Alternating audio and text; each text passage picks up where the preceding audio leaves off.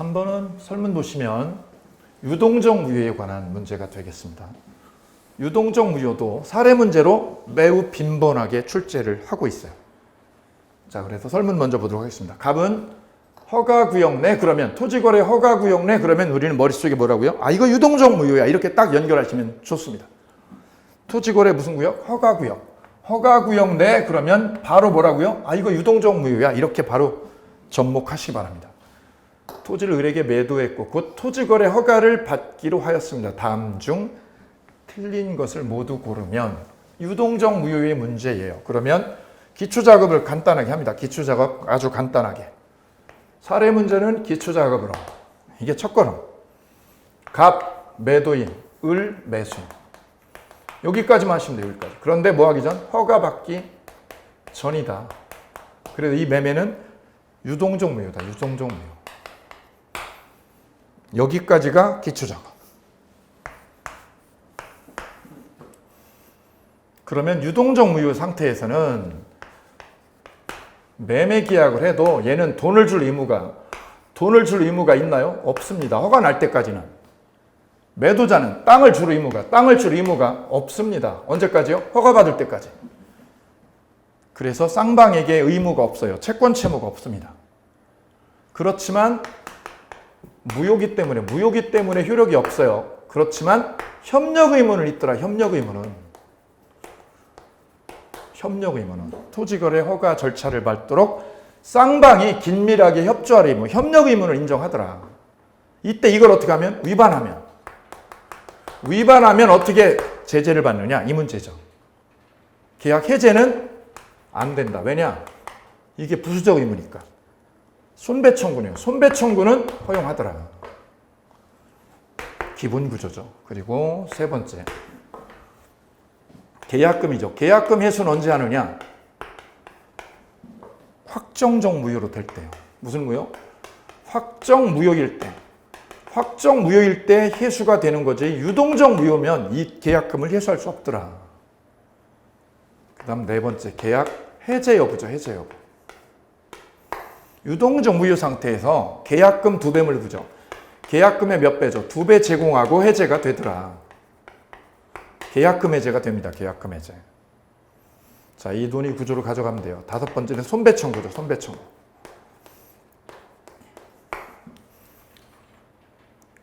허가를 받기 전에는 무효라서 얘는 땅을 줄 의무가 반대편에서 돈을 줄 의무가 없기 때문에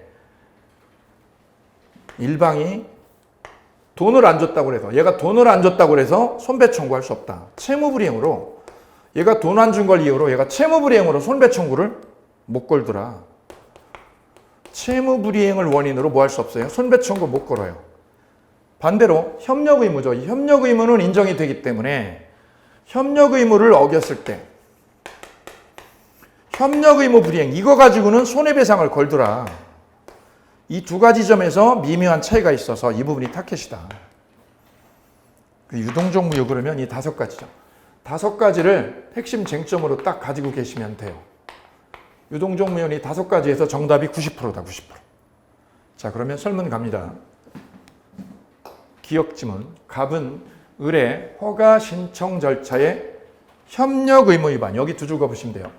협력 의무 위반에 두 줄이요. 협력 의무 위반을 이유로 계약 해제요. 해제되나요? 안 되죠. 왜냐? 협력 의무는 부수적 의무이기 때문에. 부수적 의무 위반으로 해제 못합니다. 제가 이거를 기억하시라고 이렇게 말씀드립니다. 협력 의무는 주된 의무가 들어가지 않고 주된 의무에 포함되지 않고 부수적인 거, 부차적인 의무다. 그래서 제가 만두하고 저 짜장면 얘기를 좀 합니다. 그죠? 제가 짜장면을 주문을 했을 때 짜장면을 가지고 왔는데 만두를 가지고 오지 않았다. 서비스로, 군만두로. 그거 가지고 그거 트집 잡아도 해제가 안 되더라. 왜냐? 군만두 서비스로 주기로 한 거는 부수적 의무이기 때문에 부수적 의무 위반으로는 계약 해제 사유가 되지 않는다. 두 번째, 을은 갑의 토지 인도 의무입니다. 인도 의무 위반. 인도 의무 위반을 뭐로? 채무불이행으로. 자, 위하고 다른 점은 기억에서는 포인트가 뭐냐면 협력 의무죠. 협력 의무 위반을 문제 삼은 거예요. 근데 두 번째는 뭐죠? 채무불이행입니다. 토지 인도 의무라는 채무 불이행을 명분으로 삼아서 계약 해제해줘요? 안 돼요. 왜요? 무효기 때문에. 현재 무효라서 얘가 땅을 줄 의무가 없거든요. 돈 줄 의무가 없듯이. 현재 무효라서. 그래서 채무 불이행으로 해제가 안 됩니다. 현재 무효기 때문에. 니은 아주 중요해요. 기억하고 니은을 대칭적으로 이렇게 대칭적으로 정리하셔야 됩니다. 기억은 뭐죠? 협력 의무예요. 협력 의무 위반으로 해제 안 되고 니은을 뭐로? 채무 불이행으로도 해제가 안 됩니다. 다른 점이 뭐예요? 채무 불이행으로는 해제도 안 돼요. 뿐만 아니라 뭐도 안 돼요. 손배 청구도 안 돼요. 무효니까. 근데 협력 의무 위반을 이유로 해제는 안 되지만 뭐가 되죠? 손배 청구는 돼요. 왜냐? 협력 의무는 법적으로 허용되니까. 이 점이 다른 점이다. 협력 의무 위반이냐 채무 불이행이냐 이걸 구별을 꼭 해주셔야 된다. 협력 의무 위반일 때만 뭐가요? 손배 청구가 가능합니다. 이거. 채무 불이행일 때는 아무것도 안 돼. 해제도 안 되고 손배 청구도 안 돼. 둘 다 아무것도 안 돼요. 왜요? 현재 무효라서. 현재 허가 전에는 무효라서 채무 불이행으로 걸 건 아무것도 없어요. 이 계약이 현재 무효니까. 무효인 상황에서는 얘가 걸 수 없어요. 서로 못 걸어요. 근데 무효인 상황에서도 뭐는 걸어요? 협력 의무요. 협력 의무 가지고 손배 청구 걸 수 있다. 이거 아주 조심하셔야 될 부분입니다. 집중 딱 해. 세 번째 질문.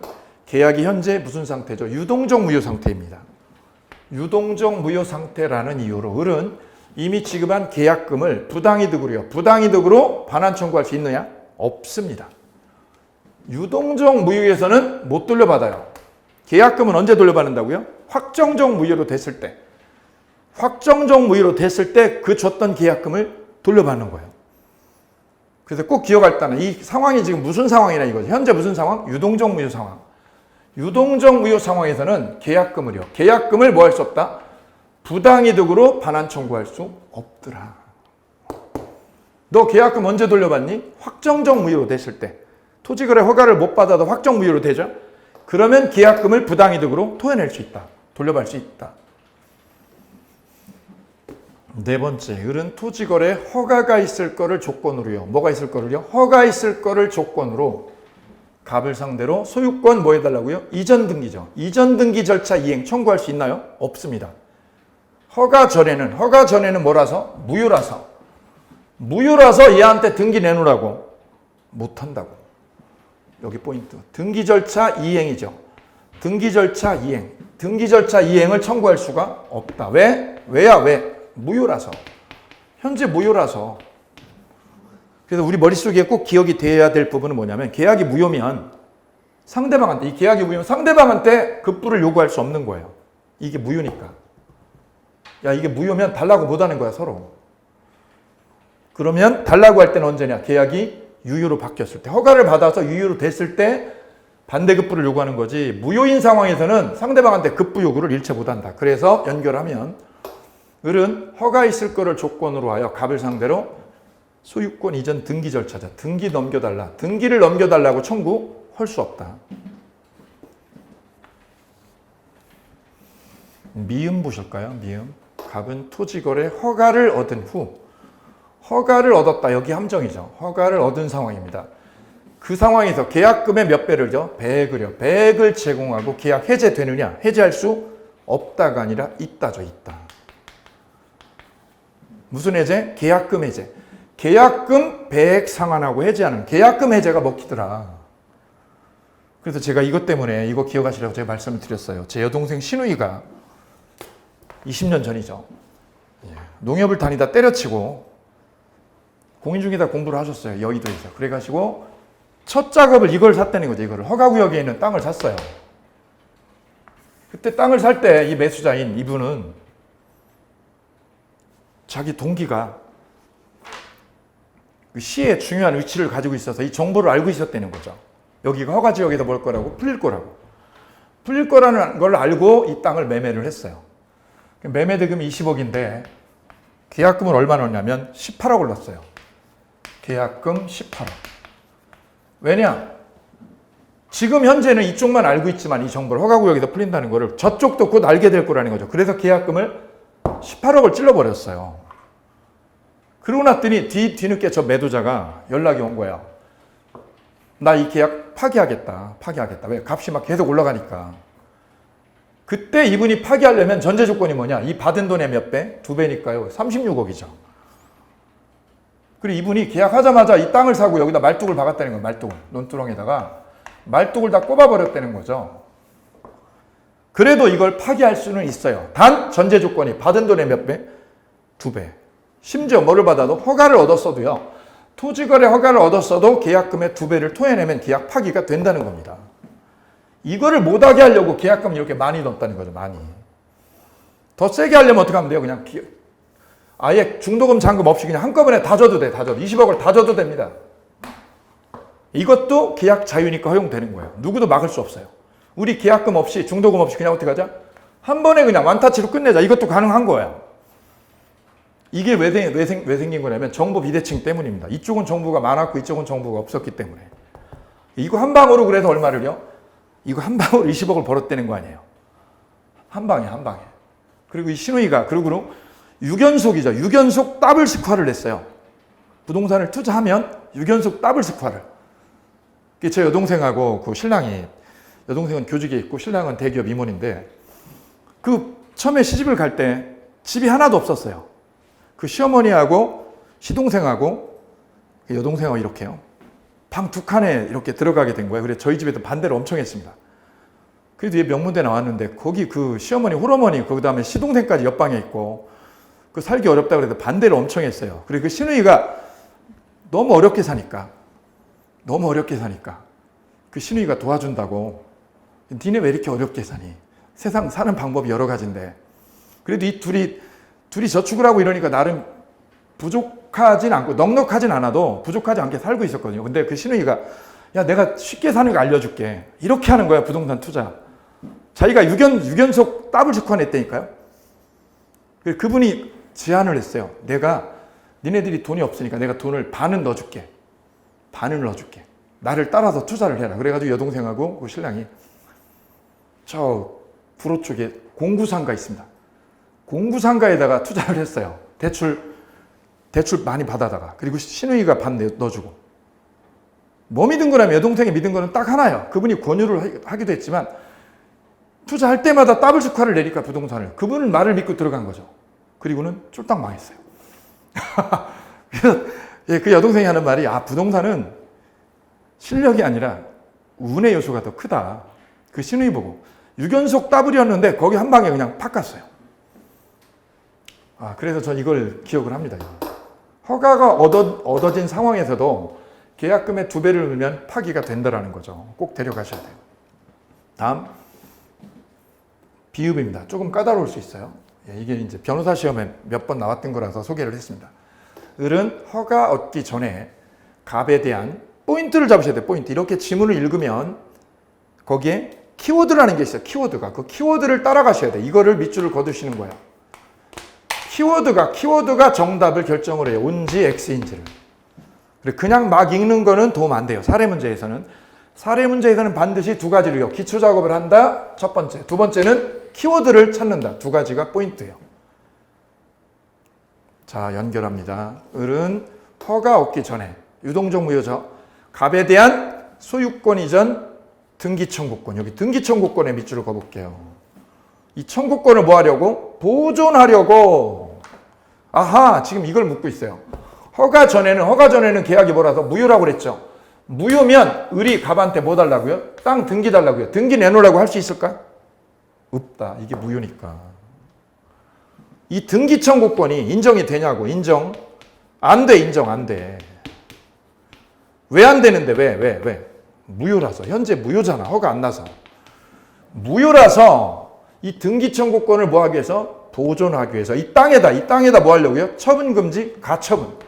가처분이라는 걸 집어넣을 수 있느냐? 없더라. 왜요? 무효니까. 자, 이걸 논리적으로 풀어드리면 가처분은 전제 조건이 뭐냐면 보전하려는 채권. 이걸 써주시면 돼요. 가처분은 자기가 보존하려고 하는 채권이요. 이 채권이 뭐 할 때요? 인정될 때. 보존하려는, 자기가 지키려는 거죠. 자기가 지키는 거, 보존하려는 채권이 뭐 할 때? 인정되면. 이게 인정되면 어떻게 돼요? 가처분이 허용돼요. 따라서 가처분이 되느냐 안 되느냐는 뭐에 달려 있어요? 이 보존하려는 채권. 이 채권이 인정되면 법원이 가처분을 허용해줘, 허용해요. 허용한다고. 가령 이런 겁니다, 이런 거. 자, 볼까요?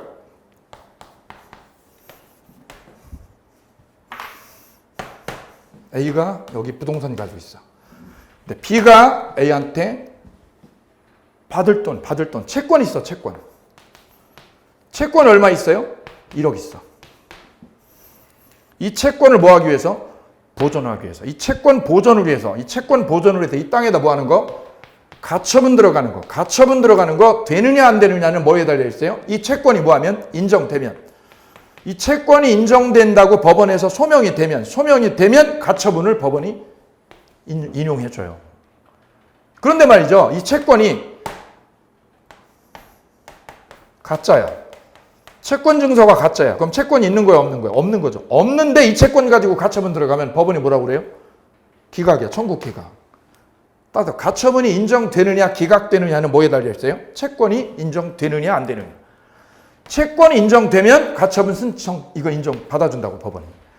근데 이 채권 자체가 뭐라고? 가짜거나 무효면 채권이 없는 거죠. 없는데 이거 가지고 가처분 들어가면 법원이요? 거절한다고. 따라서 설문처럼 보존하려는 채권이 뭐하면? 인정되면 가처분은 허용되는 거예요. 그럼 이걸 여기다 집어넣어 볼게요. 지금 허가 전이죠.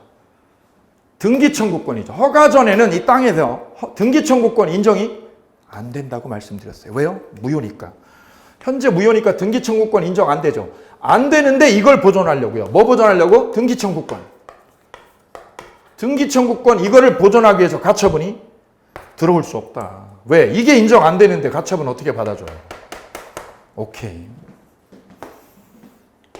그래서 틀린 거죠. 틀린 거를 모두 고르면 이렇게 정리가 되겠습니다. 그죠? 기역, 니은, 디귿, 미음. 오케이. 이렇게 해서 오늘 차례 문제를 같이 멘토링을 해보았습니다.